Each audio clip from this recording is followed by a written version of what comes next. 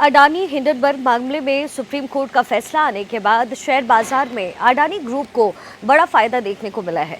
फैसले के बाद अडानी ग्रुप के शेयर में 10% का उछाल देखा गया।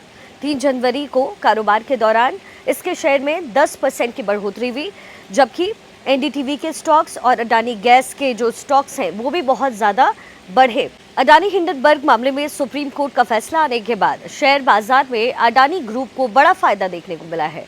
फैसले के बाद अडानी ग्रुप के शेयर में 10% की बढ़ोतरी हुई। इसी के साथ ग्रुप का जो मार्केट कैपिटलाइजेशन है वो 15 लाख करोड़ के लेवल पर पहुंच गया। शेयर बाजार में अडानी ग्रुप की 10 कंपनियां इस वक्त लिस्टेड है, जिसमें सबसे ज्यादा मुनाफा अडानी एनर्जी सॉल्यूशंस को हुआ। 3 जनवरी को कारोबार के दौरान इसके शेयर में 10% की बढ़ोतरी हुई, जबकि अडानी टोटल गैस और एनडीटीवी के स्टॉक्स 8 से 9% रहे। Adani green energy, Adani enterprises और अडानी पावर के जो शेयर है वो 5 से 6% तक ऊपर कारोबार करते दिखे।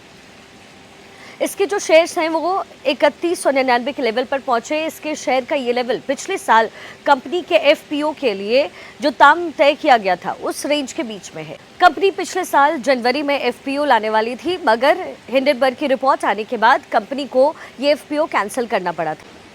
शेयर बाजार बंद होने के बाद अडानी एनर्जी की शेयर में अच्छी खासी बढ़त भी बनी रही और इसके शेयर 12.25% की बढ़त के साथ बंद हुए, जबकि Adani enterprises 2.5%, Adani total gases 10%, NDTV 0.4% और अडानी ग्रीन तकरीबन 6%, अडानी पावर 5% के प्रॉफिट में बंद हुआ।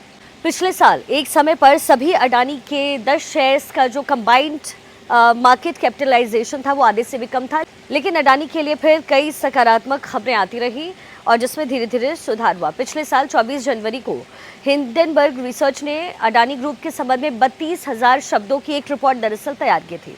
इस रिपोर्ट में दावा किया गया कि ये समूह दशकों से शेयर के हेराफेरी और अकाउंट की धोखाधड़ी में शामिल है। रिपोर्ट में कहा गया था कि 3 साल में शेयर की कीमत बढ़ने से अडानी ग्रुप के जो फाउंडर हैं गौतम अडानी, उनकी संपत्ति 120 अरब डॉलर हो गई।